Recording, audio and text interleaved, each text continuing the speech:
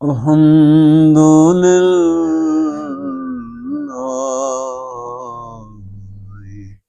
رب العالمين.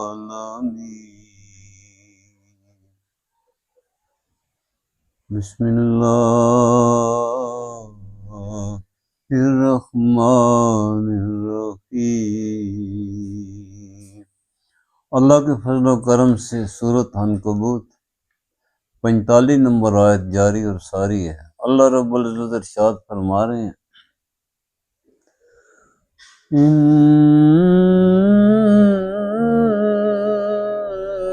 الصلاۃ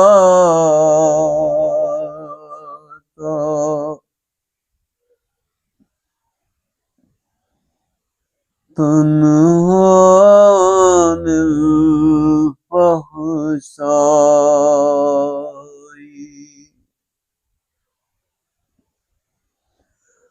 عن الفحشاء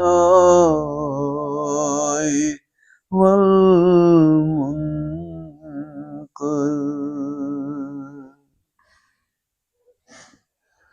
اللہ پاک کے نبیوں رسولوں اور پیغمبروں کی طرز حیات اور آپ صلی اللہ علیہ وسلم کا منصب جلیلہ یہ آگاہی ہم تک پہنچ چکی ہے.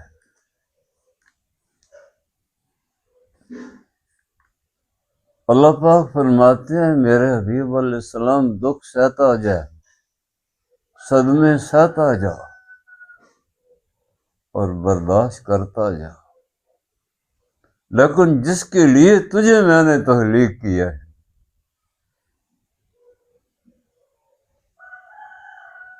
ایسی عظمت کا حامل اور امین کائنات میں کوئی نہیں. تیرا منصب جلیلہ یہ ہے کہ میری بچھڑی مخلوق کو مجھ سے ملاتا جا، دیپ سے دیپ جلاتا جا. ایک چراغ کیا جلا، سب چراغ جل گئے.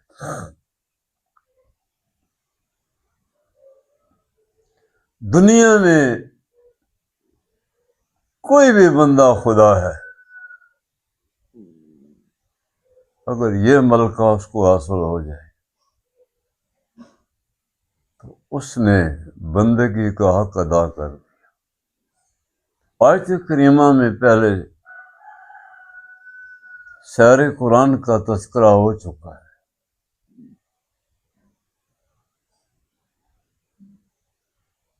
مختصر شعر قرآن کیا ہے؟ یہ وہی بات ہے جس کا تعلق برکات نبوت سے ہے.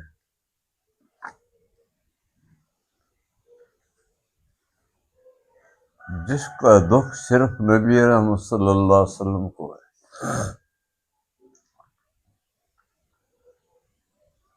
جب کبھی یہ تذکرہ ہوتا ہے کہ 13 سال آپ صلی اللہ علیہ وسلم کی حیات طیبہ، بہت دکھ ہوتا ہے، افسوس ہوتا ہے کہ جب آج کا انسان آپ علیہ السلام کے 13 سال کی حیات طیبہ سے منہ موڑ جائے.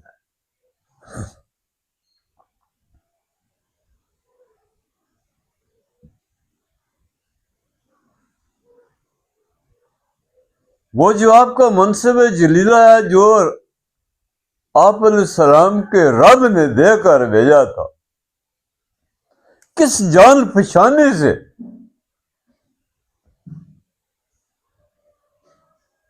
وہ منصب جلیلہ کی ذمہ داریاں نبھا رہے تھے. آپ علیہ السلام نے وہ جو چند جانثار تھے آپ کے، وہ معاشرے کے ٹھکرائے ہوئے،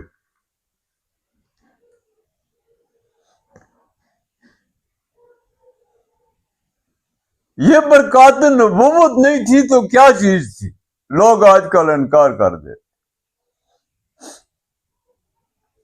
اگر صرف تعلیمات نبوت سے کام چلتا تو 13 سال آپ علیہ السلام نے اتنے دکھ کیوں برداشت کیے؟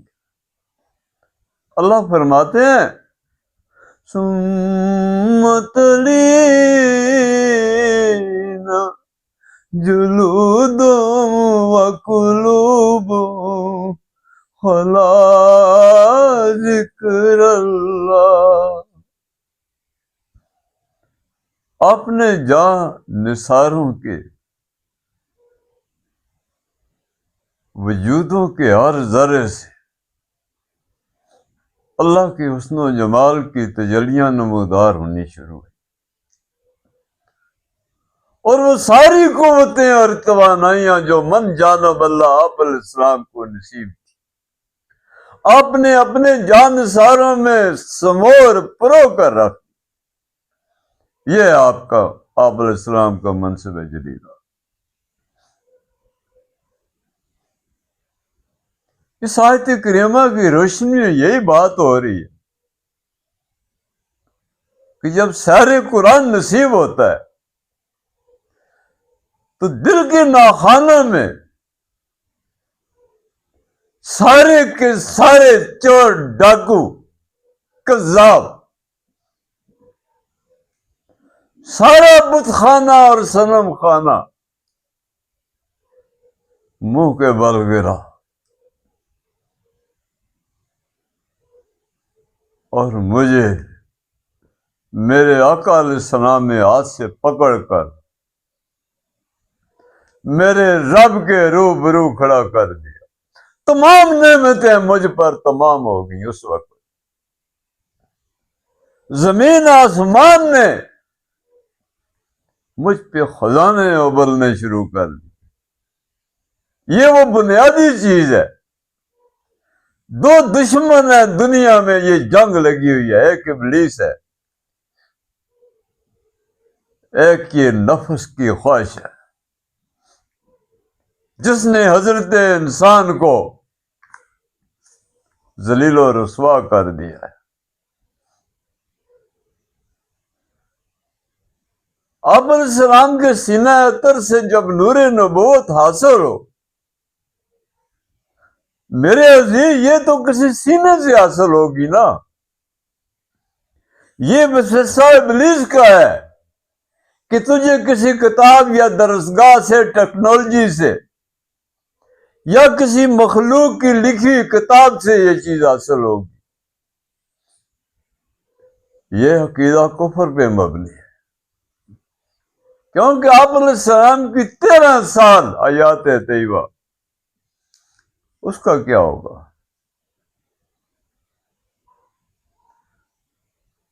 تو سارے قرآن جب نصیب ہوا تو میرے دل کے ناخانے میں ایمان کا چاند طلوع ہوا. وہ ساری قوتیں مجھے نصیب ہو گئی.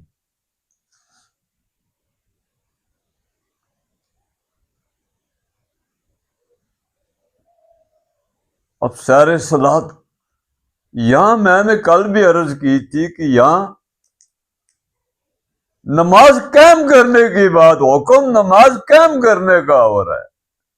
نماز ادا کرنے کا حکم نہیں ہو رہا. ادا کرنا اور قائم کرنا، اس میں بہت لمبا فاصلہ ہے.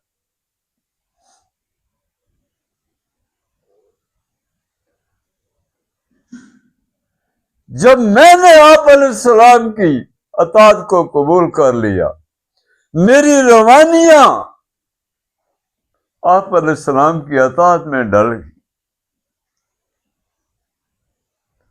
مجھے قرب نبوت نصیب ہوا، اوصاف حمیدہ سے میں متصف ہوا. میں نگینہ موتی اور گنجینہ رحمت ہوا. تو وہ ساری قوتیں جو مجھے نصیب ہوئیں،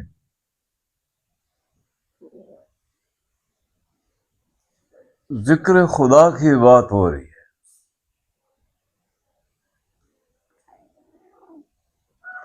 جس نے بھی جہاد اکبر میں قدم رکھا وہ زندہ جاوید ہو گیا.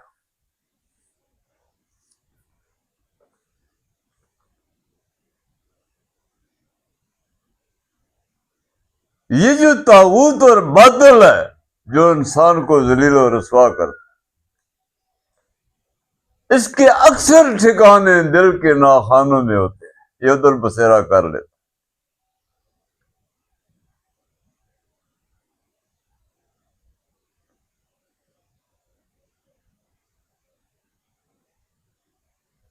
جہاد اصغر سے جہاد اکبر کی آپ علیہ السلام نے تاکید فرمائی ہے۔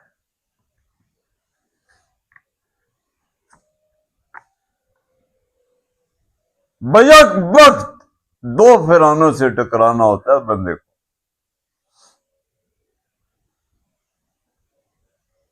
ایک وسوسہ ڈالتا ہے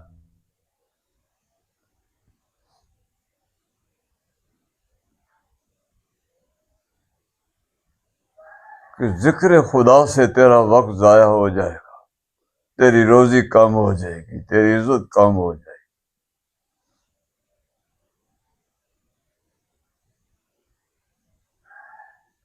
اور دوسرا مال و دولت سے اور مادی قوتوں سے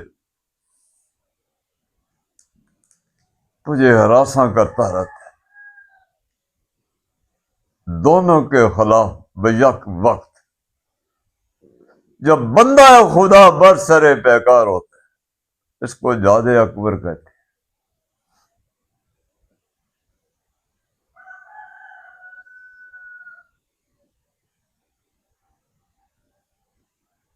ذکر خدا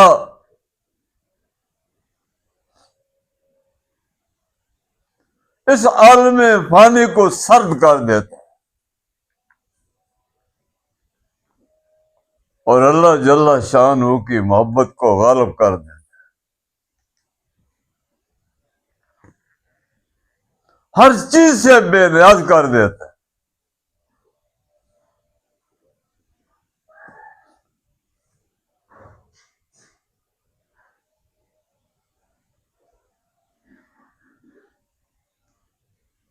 ذکر خدا سے جو محروم ہوا وہ مردہ ہوا، اس کا ٹھکانہ جہنم ہے۔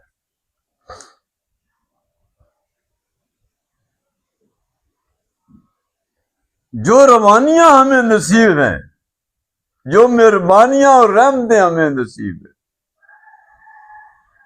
یہ ذکر خدا کے صدقے ہیں۔ جتنے بھی سہارے اور سبیلیں اور وسیلے نصیب ہیں، یہ ذکر خدا کے صدقے۔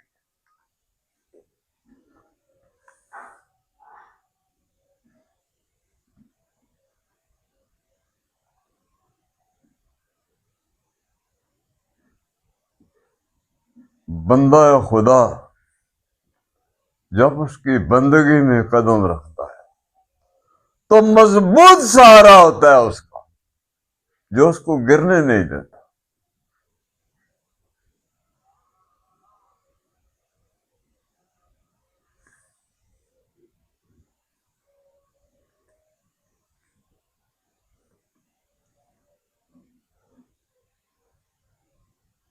اگر اس کارگاہ حیات میں انسان کو قلب سلیم نصیب ہوا